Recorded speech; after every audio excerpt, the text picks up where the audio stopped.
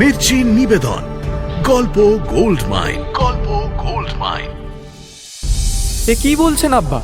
আপনি বোধহয় ভুলে যাচ্ছেন যে প্রথম খবরটা আমার এই সিং থেকেই এসেছে।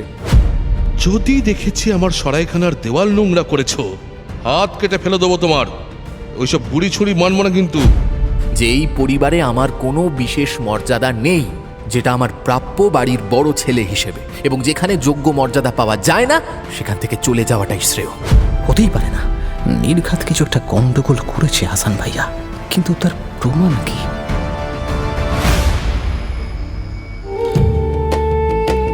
মির্চি গল্প গোল্ড মাইন শুনছেন আরব্য রজনী। আজ শুনবেন সুন্দরী নূরের ৩ আশিক, পর্ব ২।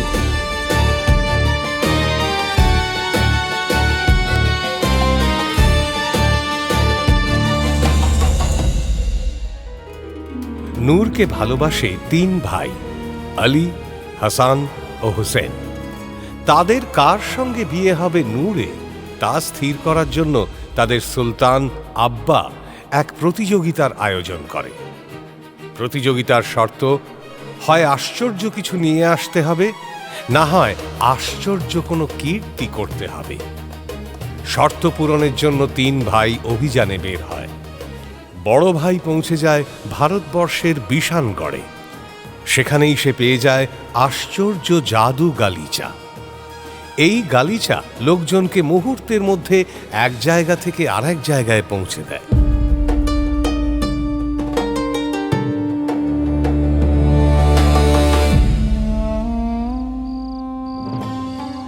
তারপরে কি হয় বলো বেগম? আর 2 ভাই তারা যেন কোথায় গেল?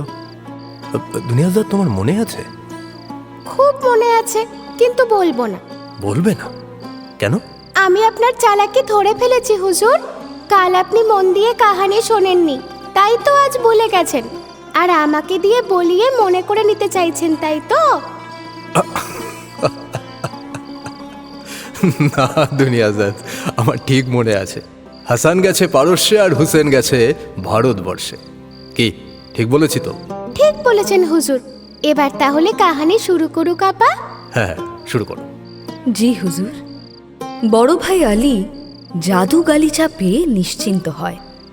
সে ধরেই নেয় যে বাকি 2 ভাই এমন আশ্চর্য জিনিস জোগাড় করতে পারবে না। সুতরাং নূরের সঙ্গে বিয়েটা তারই হবে। শুধু সময়ের অপেক্ষা। সে স্বপ্ন দেখতে থাকে বিয়ের পর নূরকে নিয়ে জাদু গালিচায় চড়ে ঘুরে বেড়াবে। নূরকে সে কিভাবে সুখী করবে তাই নিয়ে নানা পরিকল্পনা করতে থাকে মনে মনে। নূরের জন্য খুঁজে খুঁজে নানা উপহার জোগাড় করতে থাকে আর দিন গুনতে থাকে। মেজ ভাই হাসানও ওদিকে পারস্যে পৌঁছে প্রথমেই একটা গোটা সরাইখানা ভাড়া নেয়। সে আগেই ঠিক করে রেখেছিল যে পারস্যের স্থানীয় লোকজনদের সঙ্গে আগে দোস্তি করতে হবে। পারলে তারাই দিতে পারবে আশ্চর্য জিনিসের হদিশ বা বাতলে দেবে আশ্চর্য কীর্তির পথ। সেই মতো প্রথমেই সে সরাইখানার মালিকের সঙ্গে দোস্তি পাঠিয়ে ফেলে, কিন্তু নিজের আসল পরিচয় দেয় না। আলীর মতো সেও সওদাগরের ছদ্ম পরিচয় ব্যবহার করে। তার উদ্দেশ্য জানানোর তো কোনো প্রশ্নই নেই। সঙ্গী সাথীদেরকেও এ ব্যাপারে সে সাবধান করে দেয় আগে ভাগে। এবং শুধু সরাইখানার মালিকের সঙ্গেই নয়, আরও বহু লোকের সঙ্গে দোস্তি পাতায় হাসান। কিন্তু কোনো আশ্চর্য জিনিস বা কীর্তির সন্ধান তার মেলে না। শুধু ইয়ার দোস্তের সঙ্গে আড্ডা দিয়েই দিন কাটতে থাকে। এমনই এক ভর দুপুরে আলী সরাইখানার মালিকের সঙ্গে আড্ডা দিচ্ছে। এমন সময় এক অদ্ভুত কাণ্ড ঘটে। এক বুড়ি এসে হাজির হয় সরাইখানায়। মালিক তাকে দেখে হেসে জানতে চায়, কি ঠাকুমা, আজ আবার কি পয়গম্বরের দাড়ি নাকি আলেকজান্ডারের কৌটো? এই থাম তো মুখ পোড়া। তুই কি বুঝবি রে? হ্যাঁ, এসবের মূল্য? একটা অশিক্ষিত গন্ড মূর্খ কোথাকার। তা বলি, তোর অতিথিরা সব কোথায় করে? এই তো সামনে বসে।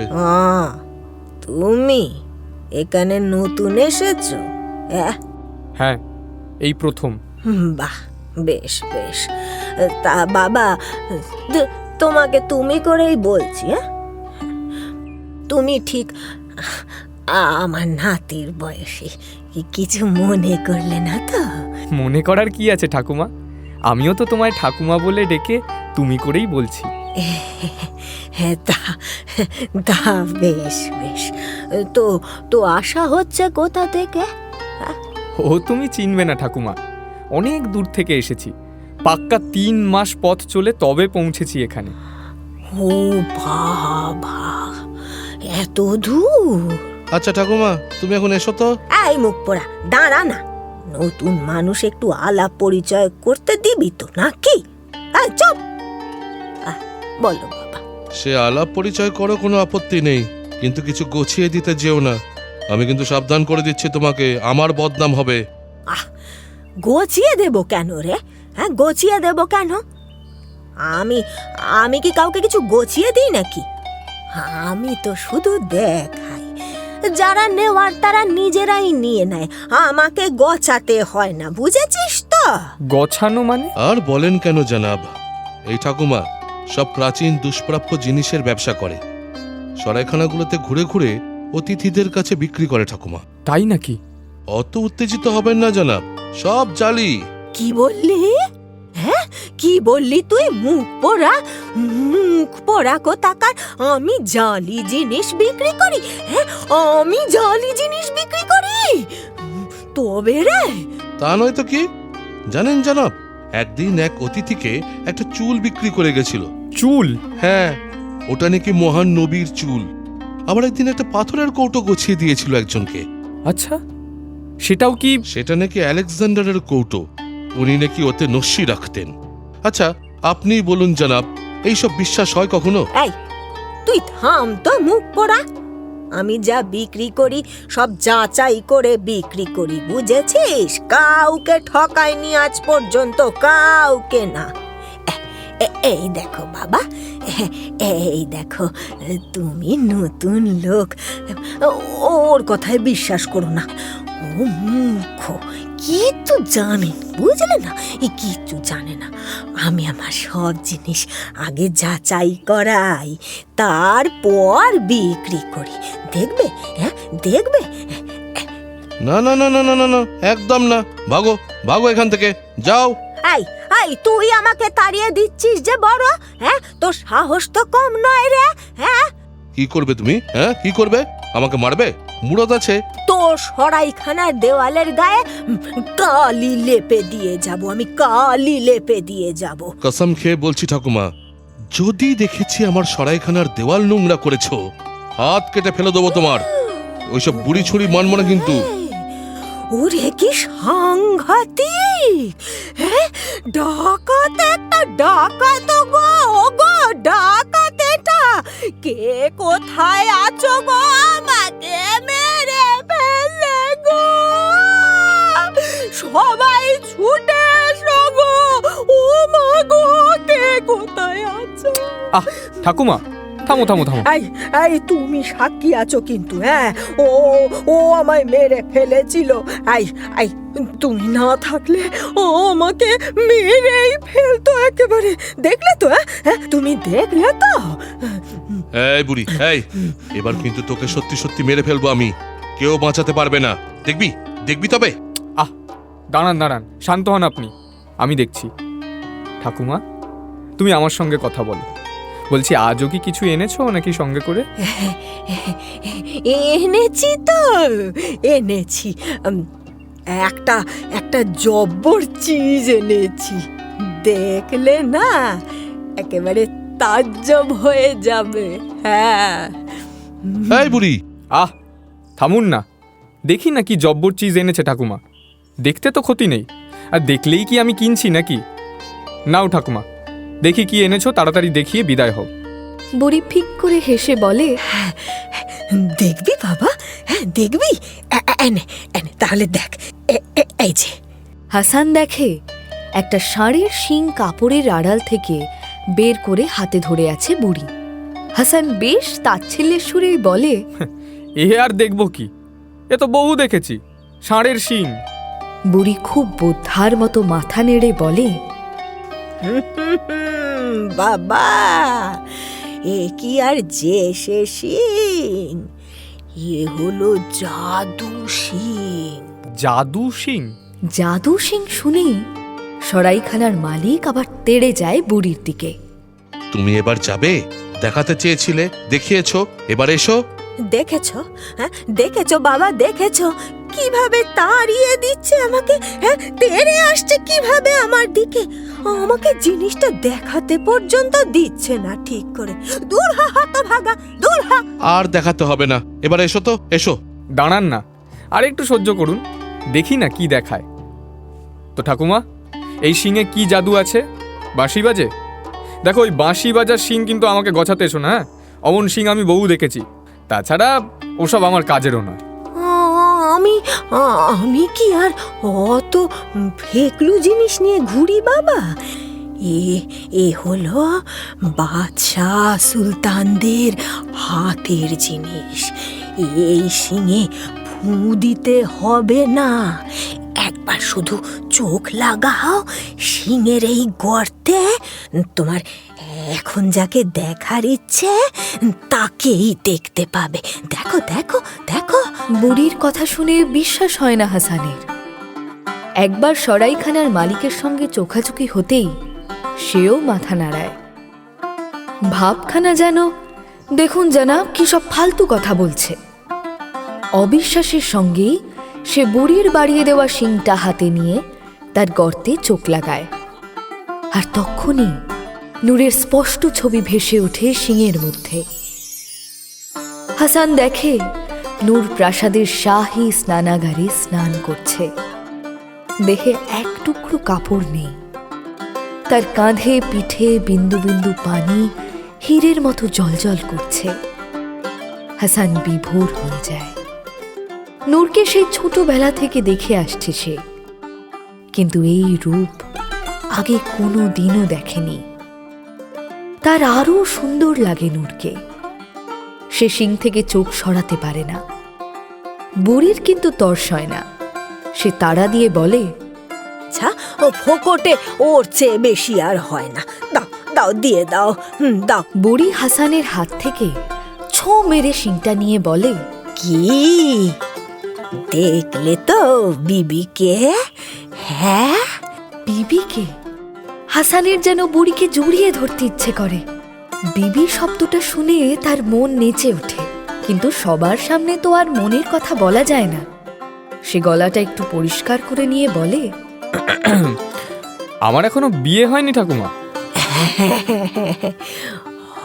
হয়নি? তাহলে নিশ্চয়ই অম্মিকে দেখেছ? হ্যাঁ, দেখবেই তো, দেখবেই তো। পুরুষ মানুষ যে, বিয়ের আগে আম্মি, বিয়ের পরে বিবি। হয়েছে তোমার, এবার যাও তো ঠাকুমা। না না, দাঁড়াও, বলছি, এটা তুমি বেচবে? আপনি ওটা কিনবেন নাকি জনাব? তাই তো জিজ্ঞেস করছি। আপনি কিন্তু ঠকবেন। এই মুখ পোড়া, এই মুখ পোড়া, ঠকবে কি লাভ করবে সে তুই বলবার কে রে? হ্যাঁ, তুই দেখেছিস চোখ লাগিয়ে? দেখেছিস আদৌ ঠিক বলছি না ভুল বলছি? হ্যাঁ, দেখেছিস তুই? হ্যাঁ হ্যাঁ, কি আছে দেখার? হ্যাঁ, ওতে আর আলাদা করে দেখবোটা কি? তোমাকে দেখছি তাই যথেষ্ট, তার মানেই জালি। মুখ পোড়া, মুখ সামলে কথা বল বলে দিচ্ছি। এবার কিন্তু এমন তেমন কিছু করে ফেললে দোষ দিতে পারবি না, বলে দিচ্ছি আমি। বেটা বুড়ি, জালিয়াত জোচ্চর কোথাকার। না না, আপনি ওভাবে বলবেন না জানাব। আমি দেখেছি, ওতে সত্যিই আমার বাড়ির ছবি দেখা যাচ্ছে। আমার বাড়ির ছবি জালিয়াতি করবে কি করে? তবুও জনাব, আপনি ভালো করে পরখ করে নেবেন। এই বুড়ি, একবার আমাকে দে তো, দেখি আমি একবার। তোকে কেন দেব রে মুখ পোড়া? যা যা যা, মর্গে যা। তুই কে, হ্যাঁ, যে তোকে দিতে হবে? যা যা, এখান থেকে ভাগ। ঠাকুমা, ঠাকুমা দাও না একবার। মিছিমিছি ঝগড়া করছো কেন? আমি বললাম তো, তুমি বেচলে আমি ওটা কিনে নেব। হে দিচ্ছি, কিন্তু আগে ভাগে স্পষ্ট বলে নি বাবা, আমি কিন্তু ধার বাকির কারবার করি না। নগদ দিতে হবে। আর একটি দুটি দিন আর নয়, গুনে গুনে 40,000 মোহর পেলে এটা আমি বেচবো, নইলে বেচতে আমার ভারী বয়েই গেছে। 40,000? এই দিনে দুপুরে ডাকাতি করতে এসছিস নাকি রে বুড়ি? 40,000 মোহর মুখের কথা? মামার বাড়ি আবদার নাকি? ও সব মামা বাড়ি ফামা বাড়ি তোদের আছে রে বেটা, তোদের আছে। আমারও সব ন্যাকামি নেই। গুনে গুনে 40,000 মোহর দিলে তবে বেচবো। একটাও কম নয়, একটাও বেশি নয়, এই আমি বলে দিলাম। ভদ্রলোকের কথা, বুঝেছিস? ভদ্রলোকের কথা। আসমান টলে যাবে, তবু কথা টলবে না। হ্যাঁ, দেখি তো বুড়ি, কি ফাঁদ পেতেছিস যে এত দাম চাইছিস গলা তুলে? সরাইখানার মালিক প্রায় ছো মেরে শিংটা বুড়ির হাত থেকে নিয়ে গর্তে চোখ রাখে। বুড়ি হায় হায় করে ওঠে। মালিক পাত্তাই দেয় না। চোখ রাখতেই সে চুপ হয়ে যায়। সত্যিই সে শিংয়ের মধ্যে তার ছেলেকে দেখতে পায়। তার ছেলে বিদেশে গেছে লেখাপড়া করতে।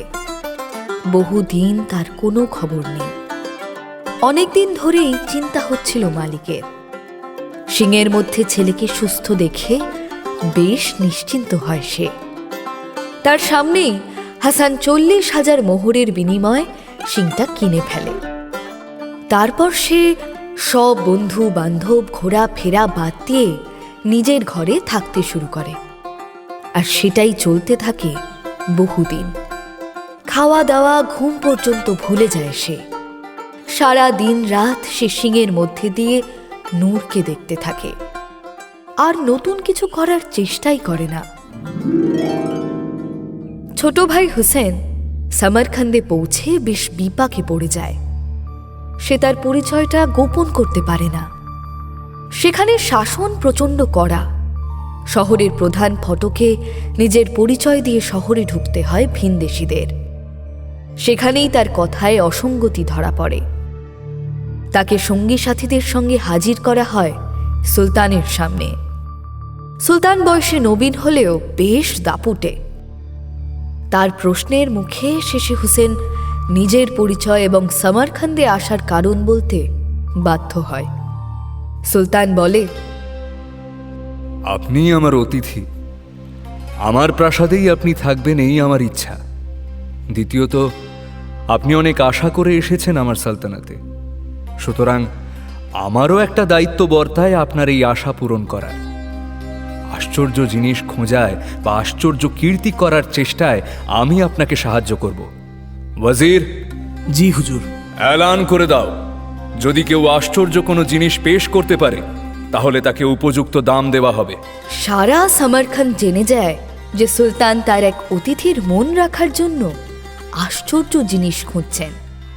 যদি সত্যি সত্যি কোনো আশ্চর্য জিনিস পেশ করা যায় তাহলে ভালো দাম পাওয়া যাবে। সুতরাং হুড়োহুড়ি পড়ে যায় একরকম। যে যা পায় তাই নিয়েই আসতে শুরু করে। হাওয়ার থেকেও পাতলা কাপড়, দুমাথাওয়ালা গরু, কথা বলা তোতা এবং আরও কত কি। তাদের সামলাতে একেবারে জেরবার হয়ে যেতে হয় সুলতানের সিপাহীদের।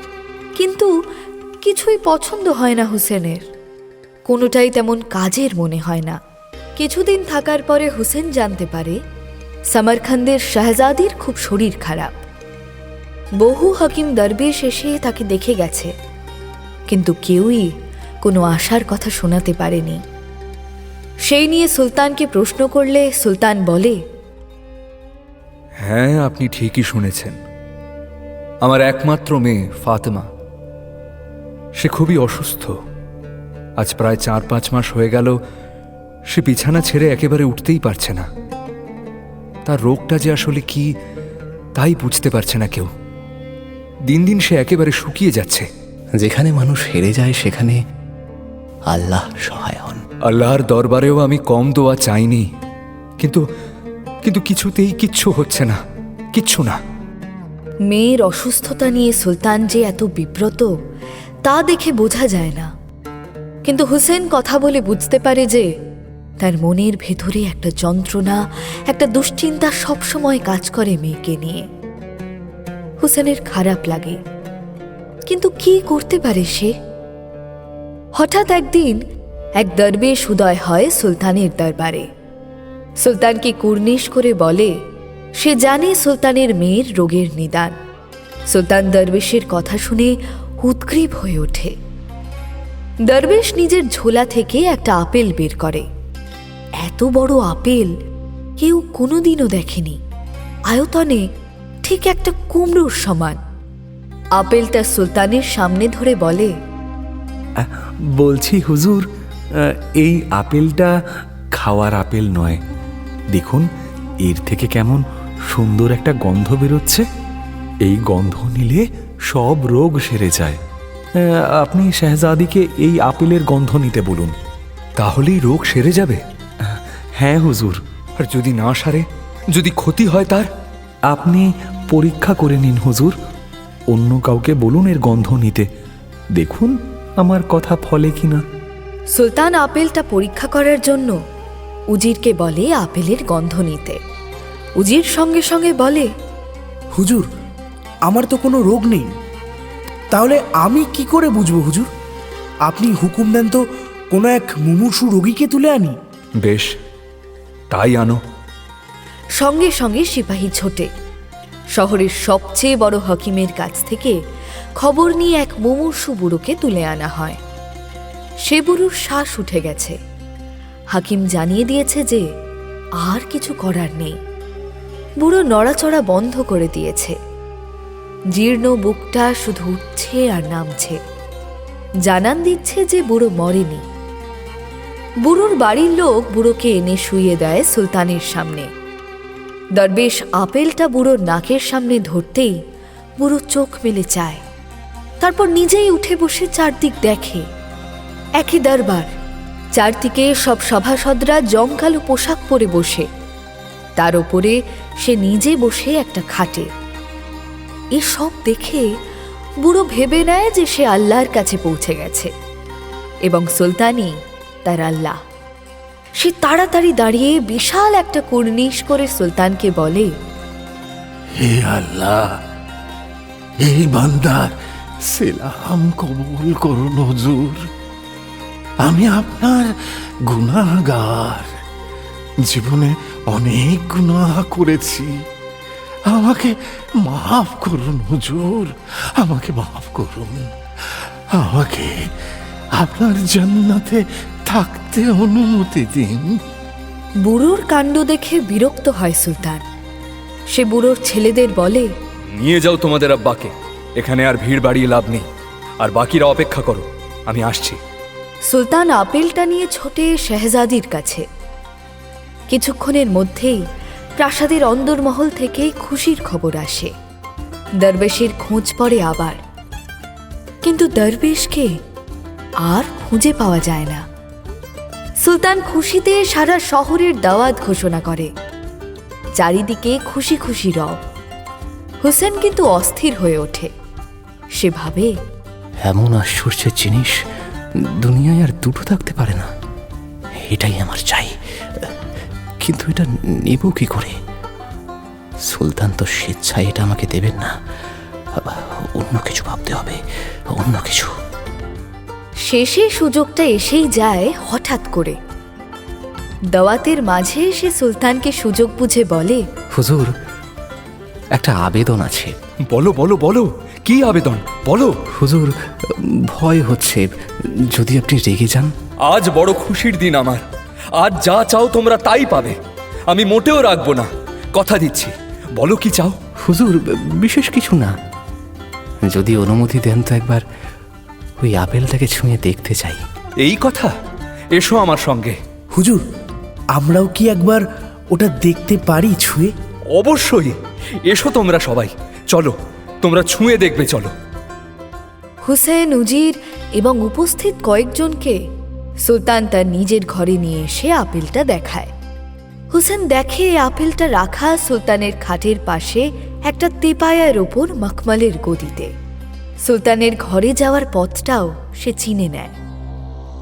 সেদিন গভীর রাতে যখন সিপাহীরা সব ঘুমে ঢলে পড়ছে, প্রাসাদের দ্বীপগুলো সব নিভে গেছে, তখন সে সুলতানের ঘর থেকে চুরি করে সেই আপেলটা।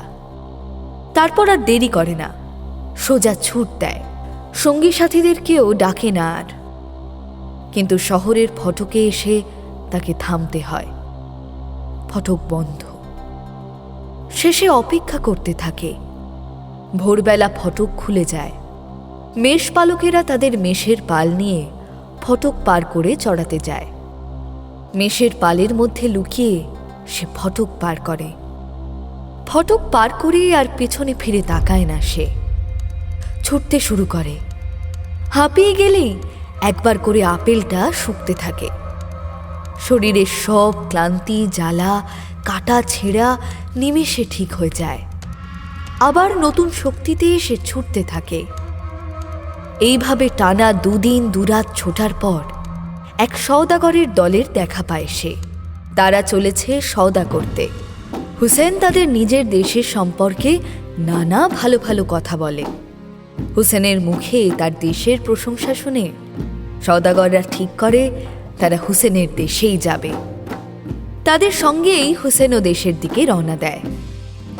বেশ কিছুদিন পথ চলে সে এসে থামে 3 রাস্তার মোড়ের সরাইখানায়। সরাইখানায় দেখে আলী এবং হাসান এসে পড়েছে ততদিনে। ভাইদের সঙ্গে বহুদিন পরে দেখা হয়। একে অপরকে আলিঙ্গন করে তারা। রাতে একসঙ্গে খানা খেয়ে 3 ভাই গল্প করতে বসে। হাসান বলে, আমি যা পেয়েছি আমি হলফ করে বলতে পারি তোমরা কেউই তেমন কিছু পাওনি। বটে? তাহলে আমার জিনিসটা দেখলে তো মাথা ঘুরে যাবে রে তোদের। আরে ছাড়ো ভাইয়া, মাথা ঘুরে যাবে আমার জিনিসটা দেখলে। আচ্ছা তাহলে চলো আমরা কে কি এনেছি দেখাই। দেখাই যাক কার জিনিসে মাথা ঘোরে। হ্যাঁ হ্যাঁ, সেই ভালো। দাঁড়াও দাঁড়াও, আমারটা নিয়ে আসছি এক্ষুনি। হ্যাঁ চলো আমারটাও নিয়ে আসি। তুমিও চলো আলী ভাইয়া, তোমার জিনিসটাও নিয়ে আসবে। তোরা আমার ঘরে আয়, ওখানেই বসে দেখা যাবে। হাসান ও হুসেন তাদের শিং ও আপেল নিয়ে উপস্থিত হয় আলীর সরাইখানার ঘরে। আলী তার গালিচা দেখিয়ে বলে, দেখ, এই গালিচা হচ্ছে জাদু গালিচা। যেখানে ইচ্ছে এতে চলে চলে যাওয়া যায়। আয় তোরা আয়, বস দুজনে, এক্ষুনি ঘুরে আসি কোথা থেকে। আয়। কিন্তু কোথায় যাবে? চল আমরা বরং আমাদের প্রাসাদেই ফিরে যাই। আমাদের সঙ্গী সাথীরা পরে আসুক। দাঁড়াও দাঁড়াও, আগে আমার জিনিসটা দেখে নাও। এই শিংটার এই গর্তে চোখ রেখে যাকে দেখতে চাইবে দেখতে পাবে। নূরকেও? হ্যাঁ, দেখবি? দেখ। হাসান শিংটা বাড়িয়ে দেয় হুসেনের দিকে। হুসেন সেটা নিয়ে গর্তে চোখ রেখে প্রায় আর্তনাদ করে ওঠে। হায় আল্লাহ! তাকে আর্তনাদ করতে দেখে 2 ভাই রীতিমতো অবাক হয়ে যায়। আলী জিজ্ঞেস করে, কি হলো? হুসেন চোখ থেকে শিংটা সরিয়ে বলে, নূরের শরীর খুব খারাপ। আমিকে দেখলাম ওর মাথার কাছে বসে কাঁদছে। আব্বা ওর বিছানার পাশে দাঁড়িয়ে আছে। সবাই কাঁদছে ভাইয়া। কই দেখি দেখি দেখি। হাসান হুসেনের হাত থেকে প্রায় ছিনিয়ে নেয় শিংটা। গর্তে চোখ লাগিয়ে সেও অস্ফুটে আর্তনাদ করে ওঠে। হায় হায়, এ কি হলো? হাসানের হাত থেকে শিংটা আলী ছিনিয়ে নিয়ে গর্তে চোখ রাখে। আলীও দেখে 2 ভাইয়ের কথা সত্যি। শিংটা চোখ থেকে সরিয়ে সে বলে, এই সিং যদি সত্যি কথা বলে তাহলে আমাদের আর দেরি করা উচিত না, এক্ষুনি প্রাসাদে ফেরা উচিত। কিন্তু এই রাতের বেলা পথে অনেক রকমের বিপদ আছে। চিন্তা কি, আমার এই গালিচা আছে তো। আমরা বরং এতে চড়ে চলে যাই, সঙ্গী সাথীদের বলে যাই কাল সকালে ফিরতে। কিন্তু ফিরেও লাভ কি? কেন? শেষ সময় নূরের পাশে তো থাকা যাবে অন্তত। শেষ সময়? কি বলছো ভাইয়া? একবার ফিরে চলো, দেখবে আমি নূরকে সুস্থ করে দেব। তারা আর দেরি করে না। সরাইখানার পাওনা মিটিয়ে সঙ্গী সাথীদের পরের দিন সকালে ফেরার নির্দেশ দিয়ে চড়ে বসে জাদু গালিচায়। চোখের নিমেষে তারা পৌঁছে যায় একেবারে নূরের ঘরে। পৌঁছেই 3 ভাই প্রায় ঝাঁপিয়ে পড়ে নূরের ওপর। সুলতান তাদের ধমক দিয়ে থামায়। হুসেন ঝোলা থেকে আপেলটা বের করে বেগমের হাতে দিয়ে বলে, আমি এই নাও, এই আপেলটা নূরকে শুকাও, দেখবে ও সুস্থ হয়ে উঠবে। আপেলটা নূরের নাকের সামনে ধরতেই নূর চোখ খুলে উঠে বসে।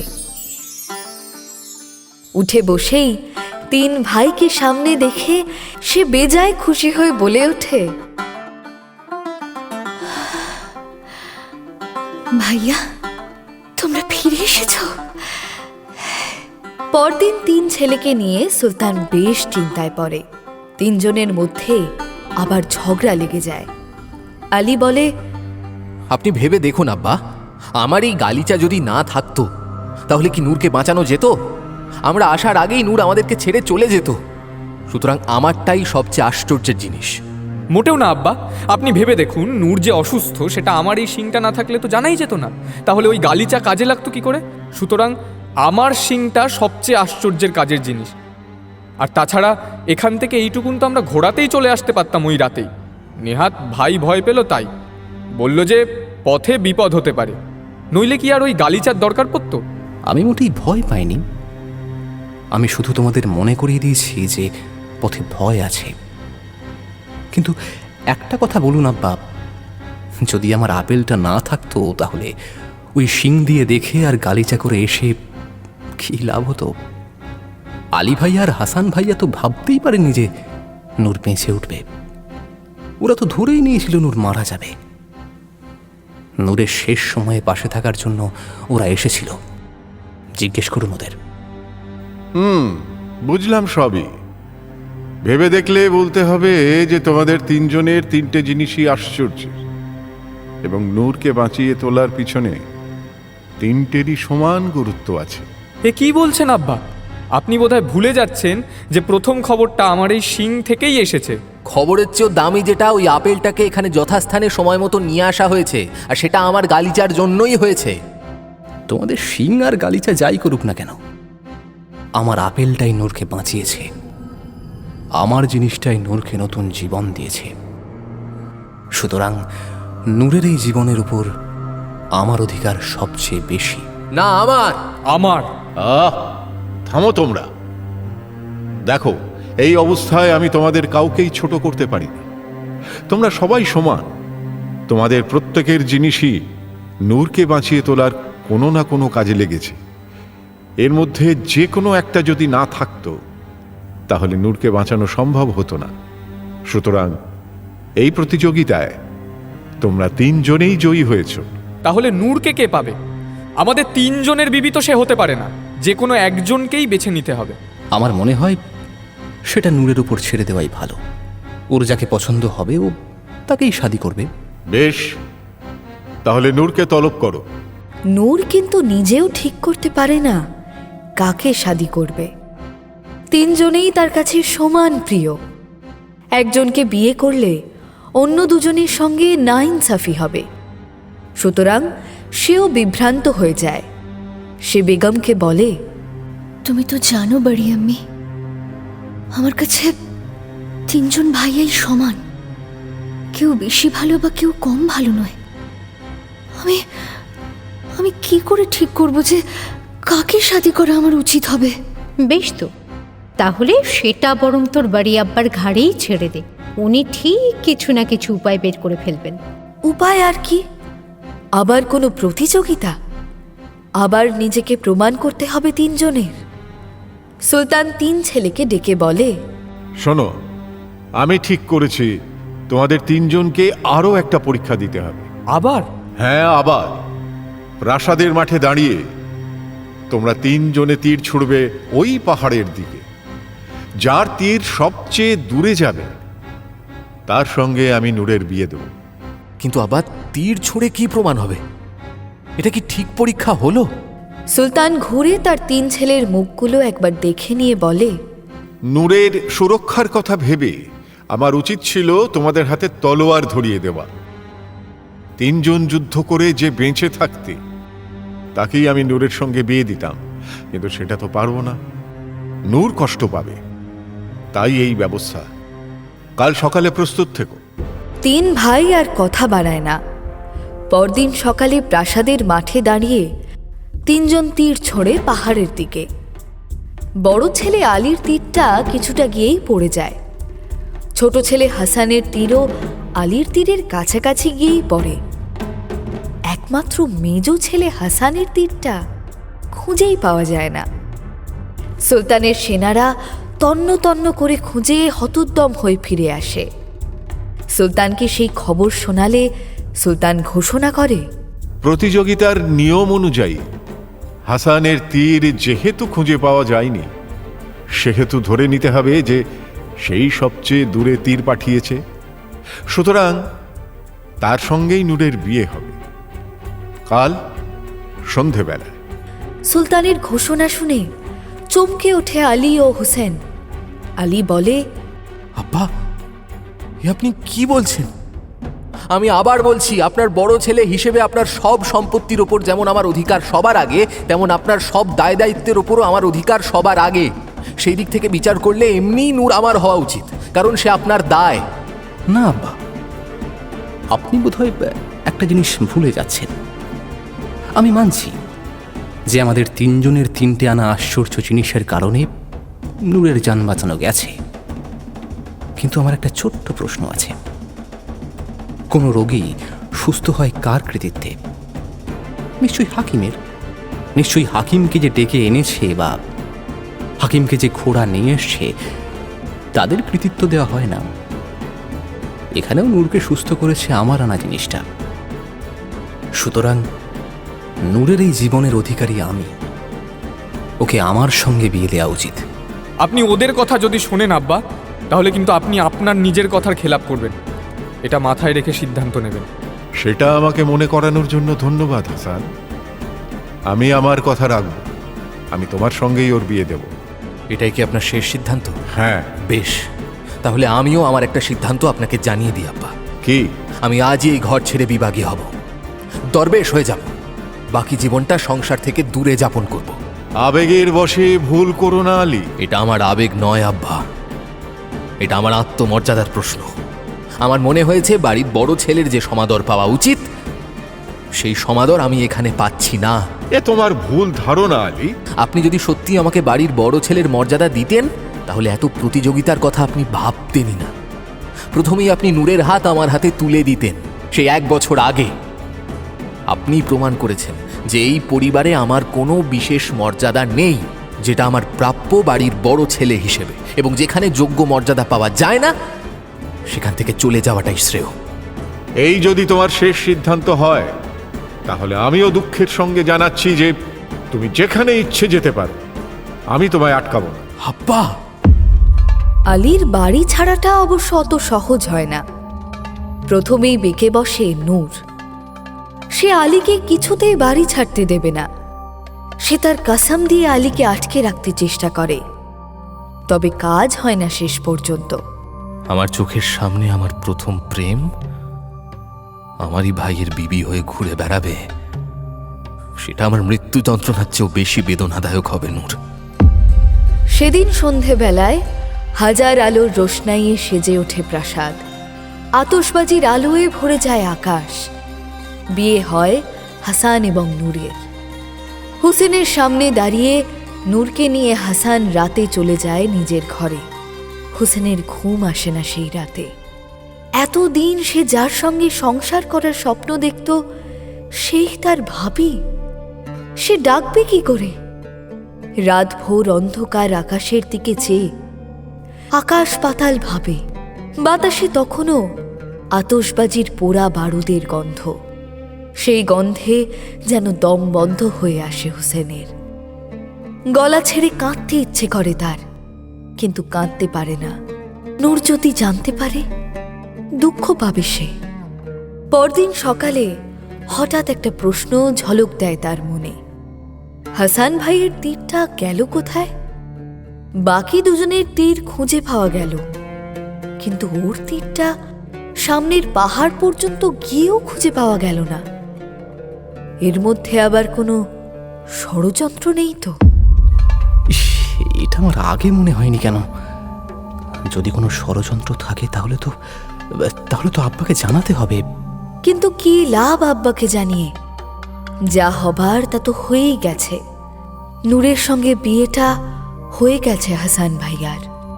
হোক দেরি, কিন্তু সত্যিই যদি কোনো ষড়যন্ত্র থাকে তাহলে আব্বাকে আমি জানাবো, আর জানাবো আলী ভাইয়াকেও।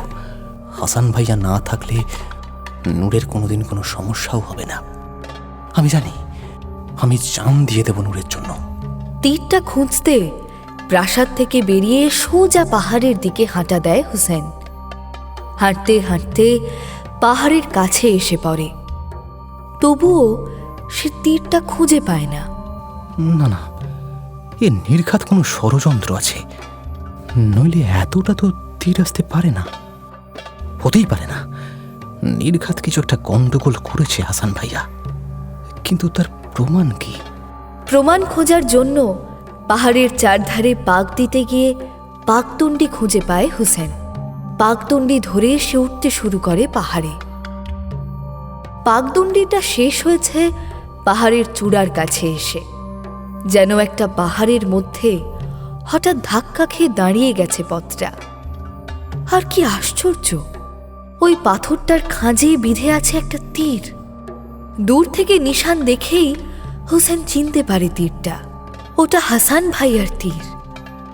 অবাক হয় হুসেন, এত দূরে এলো হাসান ভাইয়ার তীর। এর মধ্যে কোনো কৌশল আছে, কোনো ধোঁকাবাজি আছে নির্ঘাত, না হলে এত দূর তো তীর আসে না। কাছে গিয়ে তীরটাকে টান দিতেই হুড় হুড় করে শব্দ তুলে পাথরটা সরে যায়। পাথরের পিছনে এক বিশাল গুহা বেরিয়ে পড়ে। গুহা থেকে বেরিয়ে আসে একদল মেয়ে। তারা প্রত্যেকে অসাধারণ রূপসী। তাদের দেখে মুগ্ধ হয়ে যায় হুসেন। মনে মনে অবাক হয়ে বলে, মেয়েরা এত সুন্দরীও হতে পারে? নূরের থেকেও সুন্দরী যে কেউ হতে পারে আমি তো ভাবতেই পারতাম না। স্বাগতম শেহজাদা হুসেন। মেয়েদের মধ্যে সবার আগে যে ছিল সে ঝুঁকে পড়ে অভ্যর্থনা জানায় হুসেনকে। হুসেন নিজের নাম এবং পরিচয় মেয়েটার মুখে শুনে বেশ অবাক হয়ে জিজ্ঞেস করে, তুমি আমার নাম জানলে কি করে? আমি সব জানি শেহজাদা। যার জন্য পথ চেয়ে বসে আছি তার নাম তো কিছুই নয়, তার সব জানা আছে আমার। কার জন্য পথ চেয়ে বসে আছো তুমি? হুসেনের কথা শুনে মেয়েরা খিলখিল করে হেসে ওঠে। হাসলে তাদের আরো সুন্দর দেখায়। হুসেন চোখ ফেরাতে পারে না। সবার আগে থাকা মেয়েটি হাসি থামিয়ে বলে, অনেক ফাজলামি হয়েছে, মাফ করবেন হুজুর। আমি জিনিয়া, জিন রাজ্যের শেহজাদি। আপনার সব কিছুই আমার জানা। ওই যে জাদু গালিচা, জাদু শিং আর জাদু আপেল, ওগুলো আমারই পাঠানো। মানুষের দেশে ওসব পাওয়া যায় না। তার মানে তো দেখছি তুমি সব জানো। জি হুজুর, সেই আপেল চুরি করাটাও। তবে ওটা কিন্তু একটা বিশ্রী কাজ করেছেন হুজুর। আপনার বেচারি সঙ্গী সাথীরা এখন সুলতানের ফাটকে আটক। হায় আল্লাহ, সে কি? চমকাবার কি হলো? আপনি যা করেছেন তাতে তো তাদের এই দশাই হওয়ার কথা, হবে না? তবে চিন্তা করবেন না হুজুর, আমি সব ঠিক করে দেব। এখন আপনি আসুন তো, আসুন। কোথায়? বারে। এত কষ্ট করে, এত ছলাকলা করে এত দিনে আপনাকে এখানে আনতে পারলাম, আর আপনি এসে দূর থেকে ফিরে যাবেন? তাই হয় নাকি? আসুন, আমাদের রাজ্যে আসুন। অবশ্য আপনার রাজ্যের মতো অত বড় কিছু না, এই পাহাড়ের খাদে একটা ছোট্ট রাজ্য আমাদের। আসুন। জিন শেহজাদি জিনিয়া হুসেনকে নিয়ে যায় তার রাজ্যে। রাজ্য দেখে হুসেন তো অবাক। সে মনে মনে ভাবে, কি এটা রাজ্য না গোটা পৃথিবী? গোটা পৃথিবীতে এত জায়গা আছে জানতামই না। আমাদের সালতানিয়াত তো এর কাছে কিছুই নয়, এটাকেই আবার জিনিয়ার ছোট রাজ্য বলে। জিন শাহজাদি জিনিয়ার আতিথেয়তায় নূরকে ভুলতে সময় লাগে না হুসেনের। শেষে জিনিয়ার প্রেমে পাগল হয়ে পড়ে হুসেন। জিন সম্রাটও হুসেনের সঙ্গে জিনিয়ার বিয়ে মেনে নেন। খুব ধুমধাম করে বিয়ে হয় তাদের।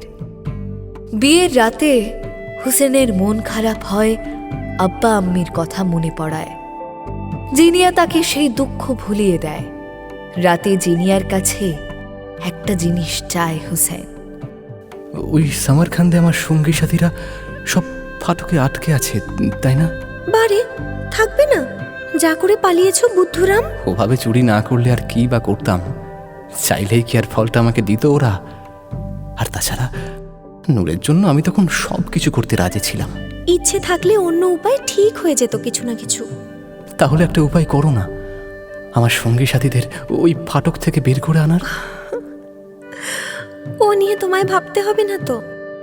আমি যখন বলেছি তখন ওদের ঠিক ছাড়িয়ে আনবো।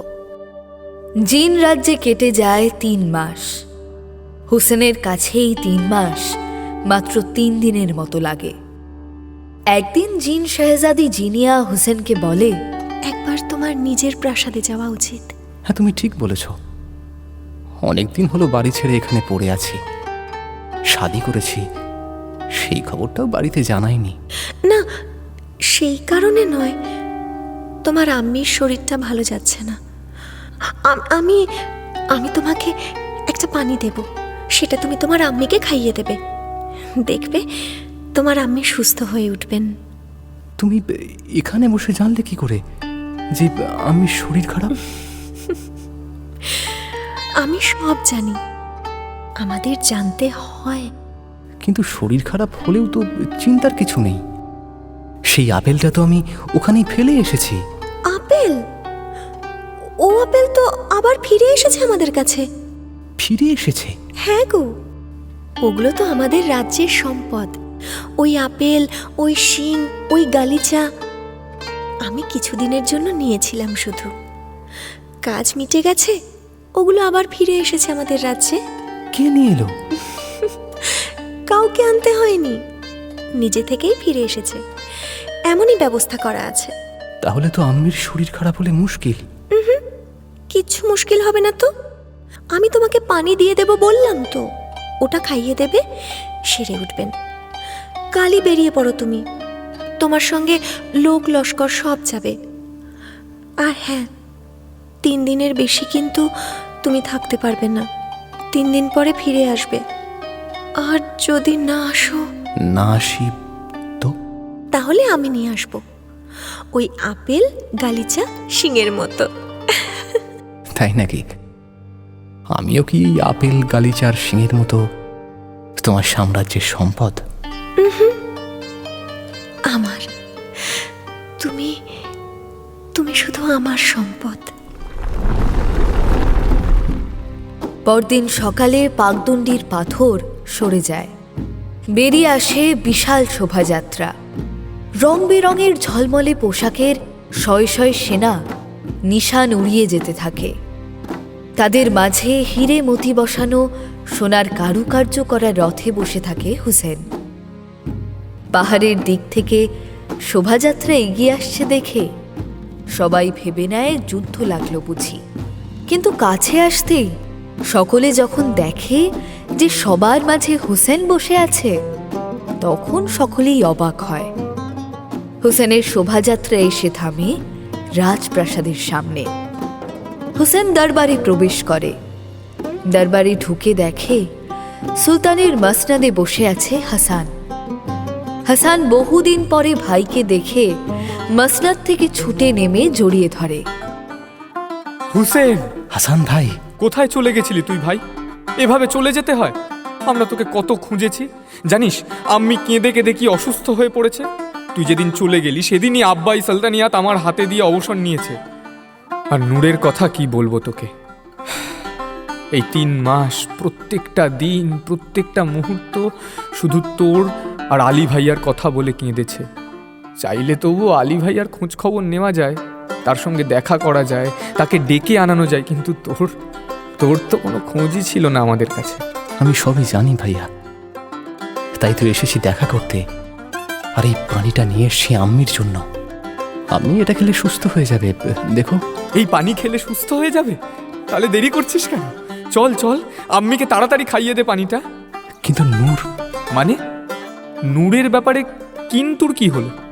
সে এখন আমার ভাবি। তাকে আগে খবর পাঠাও, সে যেন নাকাবটা অন্তত পড়ে নেয়। তুই কি এতই পর হয়ে গেলি আমাদের কাছে? জানি জানি যে নূরের প্রতি তোর একটা আলাদা টান আছে, সেটা আমাদের 3 ভাইয়েরই আছে। নূরকে না পাওয়ার জন্য একটা রাগ তোর হওয়া স্বাভাবিক, কিন্তু এটা রাগের কথা নয় ভাইয়া, তুমি আমাকে ভুল বুঝছো। আসলে সময়ের সঙ্গে সঙ্গে সম্পর্কগুলো অনেক বদলে গেছে। এখন আর সেই আগের সম্পর্ক নেই। সবে এসেছিস, এখন তর্ক থাক। আচ্ছা দাঁড়া, আমি নিজে গিয়ে নূরকে নাকাব পড়তে বলছি, তারপর তোকে নিয়ে যাচ্ছি। নূরের সঙ্গে হোসেনের দেখা হয়ে যায় আম্মির ঘরে। আম্মির খাটের পাশে বসেছিল সে। হোসেন ঢুকতেই সে মুখ ঘুরিয়ে নেয়। নাকাবের আড়াল থেকে তার চোখের পানি ঝরে পড়ে। হোসেন সেটা লক্ষ্য করে স্পষ্ট, কিন্তু দেখেও না দেখার ভান করে সে, কারণ সে হোসেনের ভাবি। হোসেন আম্মিকে জড়িয়ে ধরে বলে, কষ্ট হচ্ছে আম্মি? না বেটা, তুই তুই এসে গেছিস, আর কোনো কষ্ট হচ্ছে না। এবার আমি শান্তিতে কবরে যেতে পারবো। ছি আম্মি, আমি কোথায় তোমার জন্য জাদু পানি নিয়ে এলাম? এই পানি খেয়ে তুমি সুস্থ হয়ে যাবে দেখো। আর তুমি মরার কথা বলছো? না না না, নাও হাঁ করো তো দেখি, পানিটা খাইয়ে দি। হোসেন পানিটা খাইয়ে দেয় বেগমকে। বেগম সুস্থ হয়ে ওঠে মুহূর্তে। হোসেন চলে আব্বার সঙ্গে দেখা করতে। হোসেনের সাজ পোশাকের প্রতি হাসানের বিশেষ নজর পড়ে না। নজরটা তার সেদিকে টানে উজির। উজির একান্তে হাসানকে বলে, হুজুর, আপনি মনে হয় একটা ব্যাপার নজরআন্দাজ করে যাচ্ছেন। কোন ব্যাপার? গুস্তাখি মাফ করবেন হুজুর, এটা আপনাদের পরিবারের ব্যাপার। আমার কিছু বলা হয়তো সমীচীন হবে না হুজুর, কিন্তু এর সঙ্গে সুলতানিয়াতের একটা গভীর সম্পর্ক আছে বলে আমার মনে হয় জানেন। তাই আমি উজির, আসল কথাটা বলুন, আমার এখন অনেক কাজ। আমার ভাই ফিরে এসেছে এতদিন পরে। সেটাই তো চিন্তার বিষয় হুজুর। আপনার পক্ষে কিন্তু এটা সর্বনাশের সূত্রপাত হতে পারে। মানে আপনার ভাইয়ের সাজ পোশাক লক্ষ্য করেছেন হুজুর? বা তার সঙ্গে আসা সৈন্যদের অস্ত্রগুলো দেখেছেন? ঘোড়াটা দেখেছেন? কি বলতে চাইছেন উজির? স্পষ্ট করে বলুন, হেঁয়ালি করবেন না। হুজুর, আমার কিন্তু মন বলছে যে তার ফেরাটা এত সহজভাবে নেওয়া ঠিক নয়। মানে? গুস্তাখি মাফ করবেন হুজুর, সে চলে গেছিল কেন সেটা সারা দেশ জানে। আপনার বেগমের সঙ্গে তার শাদী হয়নি বলে হতাশায় সে চলে গিয়েছিল। আর আপনি তো জানেন হুজুর, হতাশা জন্ম দেয় হিংসার। আমার মনে হয় সেই হিংসা তার মনে প্রতিশোধের আগুন জ্বালিয়েছে। সে তলে তলে সৈন্য সংগ্রহ করছে, অত্যাধুনিক অস্ত্রশস্ত্রে সাজাচ্ছে নিজের সেনাদল। তেজি আরবি ঘোড়া আছে তার সৈন্যদলের হাতে। সৈন্যদের হাতের নিশানাটা কিন্তু কোনো পরিচিত সুলতানিয়াতের নিশান নয় হুজুর। আরও একটা কথা কিন্তু আমরা ভুলে যাচ্ছি হুজুর। কি কথা? আপনারা 3 ভাই যে অভিযানে গিয়েছিলেন, সেই অভিযান থেকে আপনারা ঠিকঠাক ফিরেছিলেন। সে কিন্তু চুরি করে পালিয়েছিল। সে চলে যাওয়ার পরে সমরখান থেকে বার্তা এসেছিল। সে বার্তা আপনার কাছেই এসেছিল হুজুর। তাতে জানা গিয়েছিল যে সে সেখানকার সুলতানের এক কিমতি চিজ চুরি করে তার সঙ্গী সাথীদের ফেলে পালিয়েছে। হ্যাঁ, মনে পড়েছে। এটা তো মনে ছিল না আমার। যাই হোক, ওর সঙ্গে যারা ছিল তাদের খবর কি? সমরখানদের সুলতান তাদের মুক্তি দিয়েছেন হুজুর। তারা এবার ফিরছে। বাহ! কিন্তু হুজুর, সেই কিমতি চিজ, সেই আপেলটাও আর আমাদের কাছে নেই। হ্যাঁ, সেটাও যে কোথায় হারিয়ে গেল। আর তাজ্জব কি বাত, ওই গালিচার শিংটাও হারিয়ে গেল। হুজুর, আমার মনে হয় এই হারিয়ে যাওয়ার পিছনেও আপনার ভাইয়ের হাত আছে। সেটা কি করে হয়? ও তো এখানে ছিলই না। সেটা আপনি কি করে বলছেন হুজুর? চুরি যে একবার করেছে তাকে কি বিশ্বাস করা যায়? আর তাছাড়া অন্য কোনো সম্ভাবনা তো দেখছি না ওগুলো হারানোর। ওগুলো সম্পর্কে আমরাও ওয়াকিবহাল ছিলাম না। মানে শুনেছিলাম যে ওগুলো আছে, কিন্তু জানতাম না ওগুলো কোথায় রাখা আছে। জানতেন শুধু আপনারা, মানে আপনার পরিবারের সদস্যরা। তার মানে আপনি বলছেন ও গোপনে এসে চুরি করেছে? সম্ভাবনা কি করে উড়িয়ে দিই হুজুর। আপনার আম্মির শরীর খারাপের জন্য যে পানি নিয়ে আসতে পারে, তার কাছে নিশ্চয়ই এই প্রাসাদের সব খবর পৌঁছে যায়। সেটা কোনো চর মারফতও হতে পারে। সেই চরই ওগুলো চুরি করে তার হাতে তুলে দিতে পারে। আবার আমাদের নজর এড়িয়ে সে নিজেও এই কাজ করতে পারে। কিন্তু যাই হোক হুজুর, আপনার মাসনাদের ক্ষেত্রে কিন্তু এটা ভালো নয়। ভালো তো নয়ই। আমি ব্যাপারটাকে যতটা সহজ ভেবেছি, ব্যাপারটা মোটেই ততটা সহজ নয়। সুতরাং আপনি যা সিদ্ধান্ত নেবেন হুজুর। আমার সিদ্ধান্ত একটাই, শত্রুকে জিইয়ে রাখতে নেই। আর একবার যখন নাগালে পেয়েছি, তখন এই সুযোগ হাতছাড়া করা যাবে না। কিন্তু কি করে? মাজারের পিছনে আপনার বড় ভাইয়ের একটি বস্তি আছে হুজুর। সেখানে ভালো বিষ পাওয়া যায়, নানা রকমের বিষ হুজুর। আপনি অনুমতি দিলে আমি নিয়ে আসতে পারি। তোমার কাহিনীগুলো এমন জায়গায় এসে শেষ হয় না বেগম। আপনার কি কোনো সমস্যা হয় হুজুর? হবে না। আচ্ছা দুনিয়াজাদ, তুমি বলো, এইসব কাহিনী শুনে কি দরবারে শান্ত মনে বসে থাকা যায়? খালি মনে হয় কখন রাত হবে আর কখন বাকিটা শুনবো। তাহলে দরবারে যাওয়ার কি দরকার হুজুর? কাহানি শুনুন না বসে। ওটা আমি চাইলেও পারবো না দুনিয়াজাদ। এখন যাই, আবার শুরু হবে কাহিনী আজ রাতে।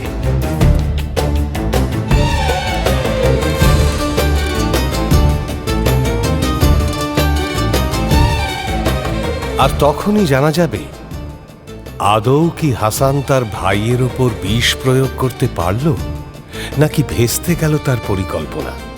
জানবেন আগামী পর্বে।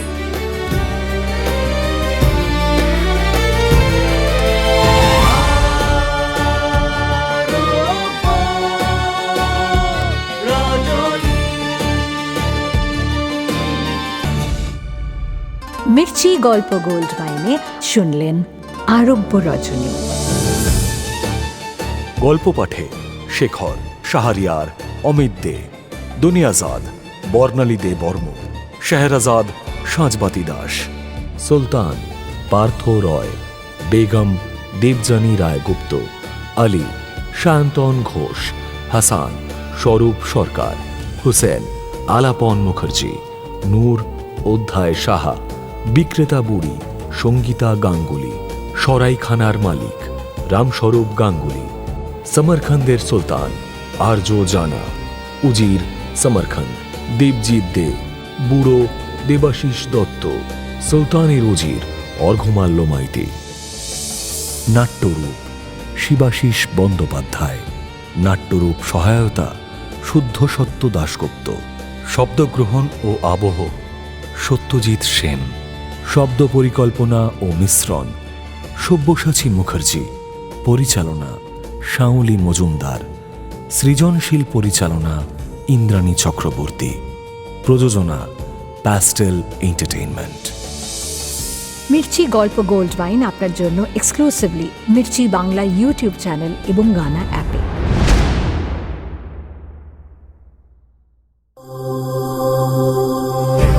মির্চি নিবেদন গল্প গোল্ড মাইন। গল্প গোল্ড মাইন।